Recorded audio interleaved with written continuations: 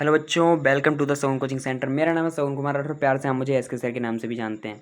तो कैसे हैं आप लोग? आई होप आप सभी लोग बढ़िया होंगे। मैं आपके लिए लेके आया हूँ, जैसा कि मैंने आपसे वादा किया था कि मैं आपके लिए लेके आऊँगा आपके रीनीट से पहले पहले बायोलॉजी के most important question for your रीनीट exam, जो आपके बिल्कुल उसमें आने वाले ही हैं। मैं पूरा दावा तो नहीं कर सकता हूँ कि यही क्वेश्चन आ जाएंगे, लेकिन हाँ इतना वादा ज़रूर कर सकता हूँ कि इसी कॉन्सेप्ट पे बेस्ड आएंगे। आपको कहीं बाहर से पढ़ने की ज़रूरत नहीं होगी।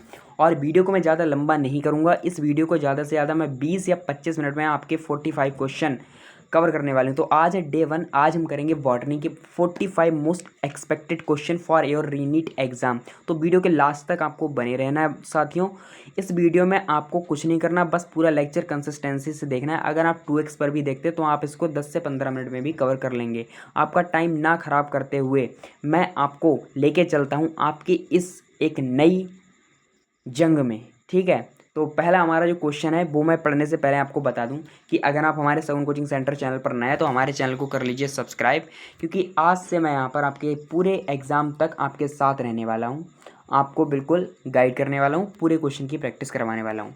तो चलिए पहले क्वेश्चन की ओर अब हम बढ़ते हैं। पहला क्वेश्चन हमसे कहता है कि which pigment is directly involve in photosynthesis. तो स्टूडेंट्स इसका जो करेक्ट आंसर हो जाएगा वो हो जाएगा आपका क्लोरोफिल ए, यानी कि क्लोरोफिल जो ए है इसका हो जाएगा करेक्ट आंसर। ए ऑप्शन जो हो जाएगा वो आपका हो जाएगा करेक्ट। अगले क्वेश्चन की ओर अगर हम बढ़ें, अगला क्वेश्चन हमसे कहता है कि the functional unit of photosynthesis is. तो आपको पता है कि फंक्शनल यूनिट क्या होती है फोटोसिंथेसिस की? फंक्शनल यूनिट होती है फोटोसिंथेसिस की क्वांटा सोम। क्या होती है? क्वांटा सोम। अगले क्वेश्चन की तरफ अगर हम बढ़ें, अगला क्वेश्चन हमसे कहता है कि ATP and NADPH are produce during. ATP and NADPH कब प्रोड्यूस होते हैं? तो एटीपी एंड एनएडीपीएच जो होते हैं आपके वो लाइट रिएक्शन के दौरान प्रोड्यूस होते हैं आपके। अगला क्वेश्चन की तरफ चलें तो कहता है कि which pathway is also called C3 cycle. तो कौन से पाथवे कहते हैं? तो बहुत आसान है, बताइए। तो 4 का जो हो जाएगा आपका वो हो जाएगा कार्विन साइकिल, यानी कि कार्विन साइकिल को हम C3 साइकिल भी कहते हैं। अगला अगर क्वेश्चन कहता है हमसे, क्या कहता है कि रुबिस्को एक्ट एज। रुबिस्को कैसे एक्ट करता है, किस रूप में एक्ट करता है? तो रुबिस्को जो है आपका बहुत कार्बोक्सिलेज एंड ऑक्सीजनेज के रूप में वर्क करता है। अगला आता है कि फोटो रेस्पिरेशन अकरेंस। तो फोटो रेस्पिरेशन किस में होता है बताइए आप लोग? फोटो रेस्पिरेशन जो होता है आपका वो होता है C3 प्लांट्स में। किस में होता है बच्चों? C3 प्लांट्स में होता है।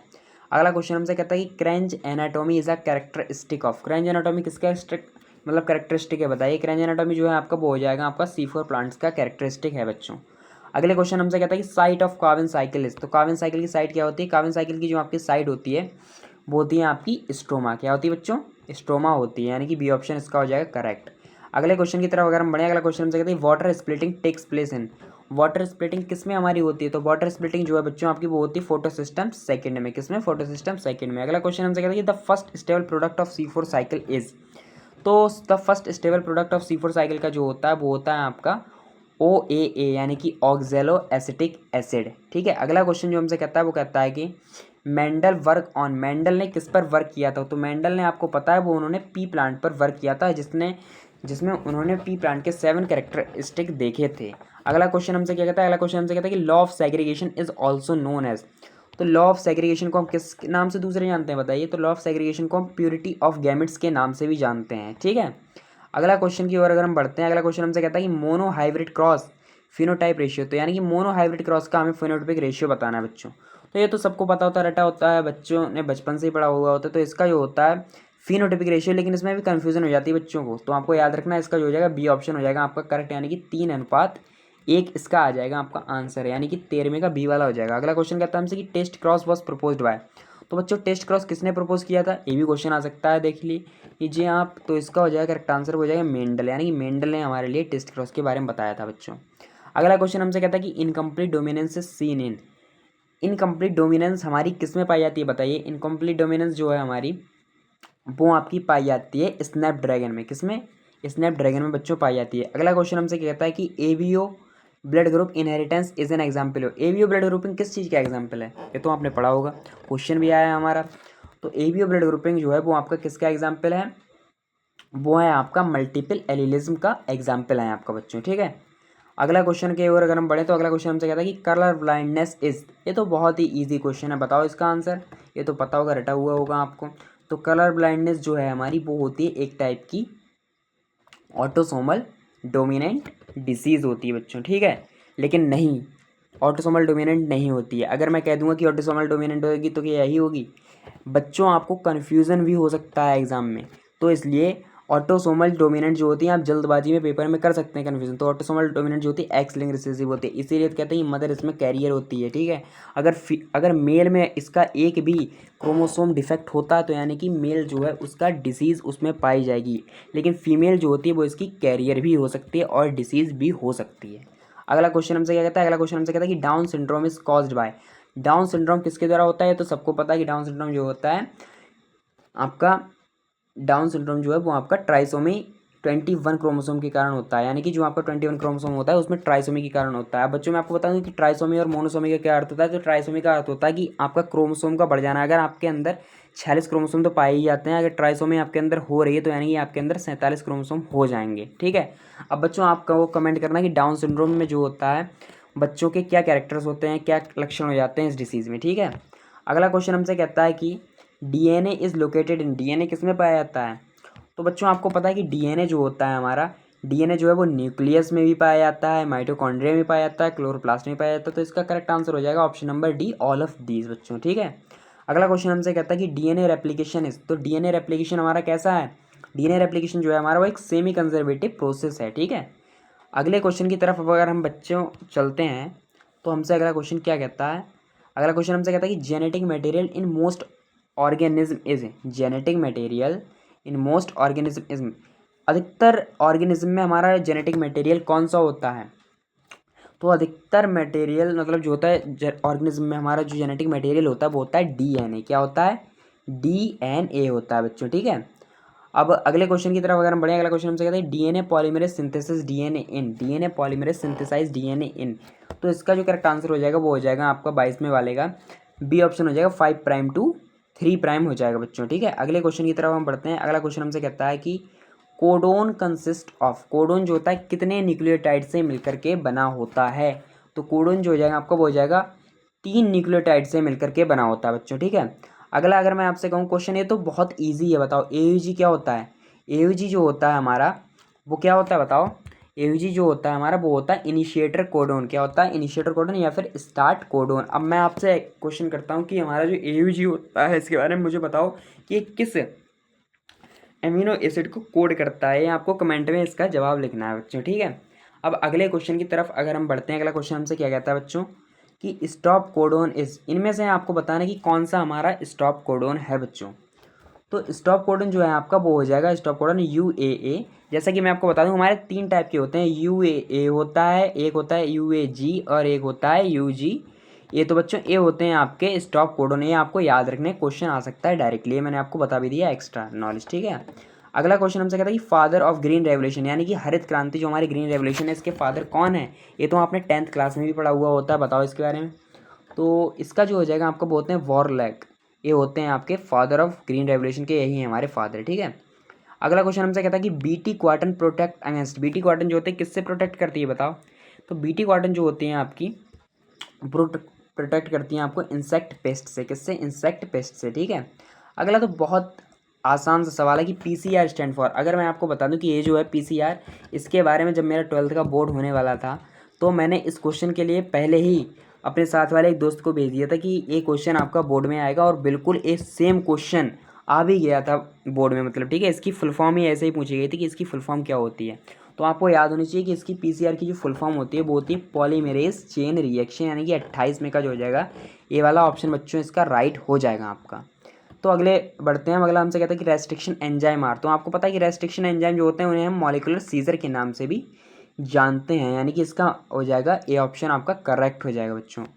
अगला क्वेश्चन हमसे कहता है कि vector commonly used in genetic engineering, मतलब वेक्टर जो होता है जेनेटिक इंजीनियरिंग में कौन सा इनमें से इन्वॉल्व होता है उसके बारे में आपको बताना है। तो प्लाज्मिड जो होता है वो हमारा इन्वॉल्व होता है जेनेटिक इंजीनियर में, यानी कि जीई में, ठीक है। अगला क्वेश्चन हमसे कहता है कि इकोलॉजी डील्स विद, ये तो बिल्कुल एनसीईआरटी की लाइन है, जिन्होंने एनसीईआरटी बिल्कुल ध्यान से पढ़ी होगी वो इस क्वेश्चन को ही कर पाएंगे, ठीक है। तो इसका जो हो जाएगा आपका वो हो जाएगा सी वाला ऑप्शन की ऑर्गेनिज्म एंड एनवायरनमेंट, ठीक है। अगले क्वेश्चन की ओर हम बढ़ते हैं।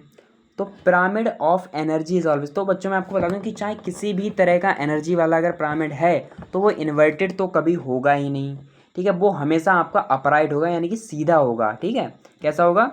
अपराइट होगा बच्चों। तो इसका करेक्ट आंसर हो जाएगा बी वाला। ठीक है, तो बी ऑप्शन इसका बिल्कुल राइट हो जाएगा बच्चों। अगला क्वेश्चन हमसे कहता है कि ozone layer is present in. Ozone layer आपकी किस में पाई जाती है? देखो, पहला ऑप्शन दे रखा है ट्रोपोस्फीयर, दूसरा है स्ट्रेटोस्फीयर, तीसरा दे रखा है मीजोस्फीयर, चौथा दे रखा है आपका थर्मोस्फीयर। तो बच्चों मैं आपको बता दूं कि जो हमारी ओजोन लेयर जो होती है वो आपकी पाई जाती है, वो पाई जाती है स्ट्रेटोस्फीयर में। कौन से रीजन में पाई जाती है? स्ट्रेटोस्फीयर रीजन में पाई जाती है। अगला क्वेश्चन हमसे क्या कहता है कि Kyoto protocol is related to. Kyoto protocol जो होती है वो आपकी किससे रिलेटेड है? तो क्योटो प्रोटोकॉल जो है आपकी वो हो जाएगी क्लाइमेट चेंज से आपकी रिलेटेड है बच्चों। ठीक है, अगले क्वेश्चन की तरफ अगर हम बढ़े तो अगला क्वेश्चन हमसे कहता है कि red data book contain. Red data book जो होती है वो आपकी क्या कंटेन करती है? तो मैं आपको बता दूं कि रेड डाटा बुक में हम उन स्पीसीज़ को रखते हैं जो डेंजर्ड हैं, मतलब इंडेंजर्ड स्पीसीज हैं, उन्हें हम यहाँ पर रखते हैं रेड डाटा बुक में बच्चों। ठीक है, अगला हमसे क्वेश्चन कहता है कि चिपको मूवमेंट इज एसोसिएटेड विद। जो आपको ये भी देखो क्वेश्चन जो है आपका एसएसटी यानी कि सोशल साइंस से रिलेटेड है, जो आपने 10th क्लास में पढ़ा हुआ होता है बच्चों। ठीक है, तो चिपको मूवमेंट जो है आपका वो आपका रिलेटेड होता है आपका फॉरेस्ट कंजर्वेशन से। जैसा कि मैं आपको बताऊं, चिपको मूवमेंट में थोड़ा बहुत इसके बारे में भी जानना चाहिए हमें जीके में, हालांकि आएगा तो नहीं, लेकिन चिपको मूवमेंट में जो होता है पेड़ों को काटने के लिए एक राजा था, शायद मुझे पूरी बात तो नहीं पता, लेकिन मैं आपको बता रहा हूँ, उन्होंने आदेश दिया था कि जाओ गांव में जाकर के सभी पेड़ काट दो। तो एक शायद थे, उनका मुझे नाम याद नहीं आ रहा है, उन्होंने उनकी जो पत्नियां थी और उनकी जो बेटियां थी वो जाकर के पेड़ों से चिपक गईं और उन्होंने कहा कि मतलब पेड़ वेड़ हम नहीं काटने देंगे। इसीलिए इस आंदोलन का नाम चिपको मूवमेंट यानी चिपको आंदोलन के नाम से इसे जाना जाने लगा। ठीक है, तो आपको जनरल बातें भी थोड़ी बहुत पता होनी चाहिए। अगला क्वेश्चन हमसे कहता है कि ब्रायोफाइट आर कॉल्ड। ब्रायोफाइट को हम क्या कहते हैं? ब्रायोफाइट को मैं आपको बता दूं, ब्रायोफाइट को हम एम्फीबियंस ऑफ प्लांट किंगडम के नाम से जानते हैं। अब मेरा आपसे एक सवाल है कि आप मुझे बताएंगे कि एम्फीबियन ऑफ प्लांट किंगडम हम इन्हें क्यों कहते हैं और किस लिए हाँ कहते हैं? इसका यही बात आप केवल इतना ही कारण बता दीजिए, आगे रहने दीजिए, बस आपको यही बता दीजिए। तो इसका करेक्ट आंसर हो जाए ए वाला, कि ना एम्फीबियन हम क्यों कहते हैं। इस तो मैंने इतना बता दिया, आपको इसका एक्सप्लेन करना, कमेंट में जवाब जरूर देना है। ठीक है, अगला क्वेश्चन हमसे कहता है कि जिम्नोस्पर्म बियर। जिम्नोस्पर्म बियर क्या होता है जिम्नोस्पर्म के पास? तो आपको पता है जिम्नोस्पर्म के पास नेक्ड सीड होता है। कैसा होता है? नेक्ड सीड होता है। ठीक है, अगला क्वेश्चन हमसे कहता है कि लार्जेस्ट ग्रुप ऑफ प्लांट। इनमें से कौन सा ग्रुप जो है वो प्लांट में सबसे लार्जेस्ट होता है? तो मैं आपको बता दूं, जो आपका एंजियोस्पर्म है वो सबसे लार्जेस्ट ग्रुप है अपने प्लांट किंगडम का। ठीक है, अगले क्वेश्चन की तरफ अगर हम बढ़ें तो अगला क्वेश्चन हमसे कहता है कि डबल फर्टिलाइजेशन अकर इन। डबल फर्टिलाइजेशन बच्चों किस में अकर होता है? तो आपको पता है कि डबल फर्टिलाइजेशन जो है आपका वो आपका एंजियोस्पर्म में पाया था। बच्चों मेरा आपसे एक क्वेश्चन है कि डबल फर्टिलाइजेशन जो होता है इसकी डिस्कवरी किसने की थी बच्चों? आप कमेंट में इसकी जरूर बताएं। देखो, डबल फर्टिलाइजेशन के बारे में बहुत ईजी है और यहाँ से सवाल भी आपका बनता है, क्वेश्चन भी बनता है, और मुझे लगता है मेरी इंटेंशन कहती है कि रीनीट में आपका डबल फर्टिलाइजेशन से रिलेटेड एक सवाल तो आना ही आना है। तो इसे आप अच्छे से पढ़ के जाएं और बताएं कि डबल फर्टिलाइजेशन की डिस्कवरी किसने की थी। कमेंट सेक्शन में जवाब जरूर दें। अगला क्वेश्चन हमसे कहता है कि endosperm in angiosperm is usually. देखो, एंडोस्पर्म जो होता है वो हमारा एंजियोस्पर्म में कैसा होता है? हैप्लॉइड होता है, डिप्लॉइड होता है, ट्रिप्लॉइड होता है, टेट्राप्लॉइड होता है, कैसा होता है उसके बारे में बताएं मुझे।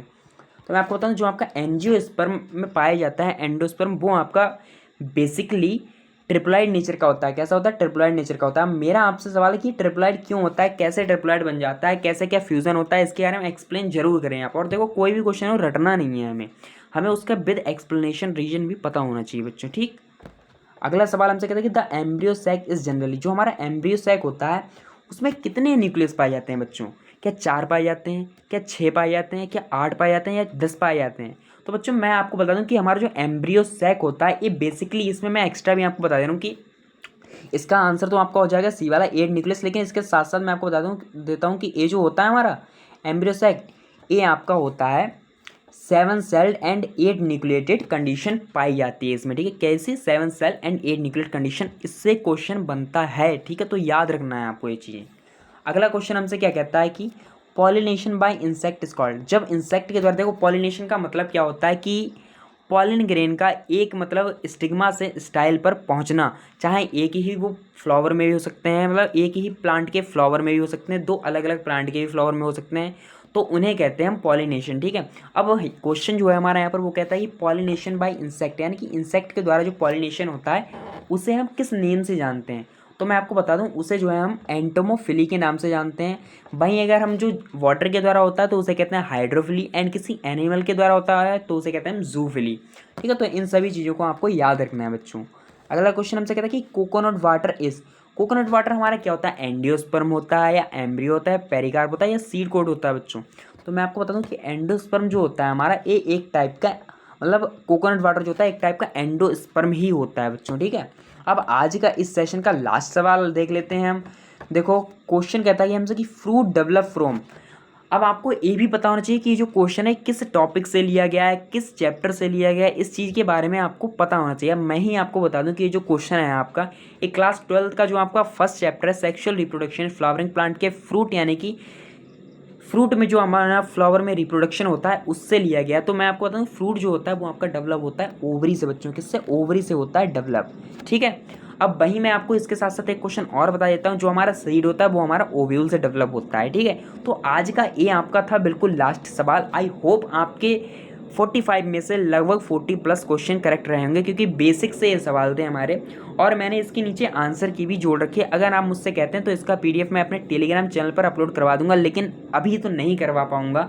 जैसा कि आपको भी पता है कि हमारी गवर्नमेंट ने टेलीग्राम पर बैन लगा दिया फॉर 22 जून के लिए। ठीक है, तो आपको अभी मैं वहाँ पर तो नहीं डाल पाऊंगा। अब ये हो सकता है कि आप इस वीडियो को ही पूरा देख लें, आंसर की भी है। वैसे PDF रहेगा मेरे पास, अगर आपको बाद में भी जरूरत पड़ती है किसी और बच्चे को, वो एग्ज़ाम के बाद नीट 2027 की तैयारी करते हैं, उस सब के लिए मैं अपने टेलीग्राम चैनल पर अपलोड करवा दूंगा।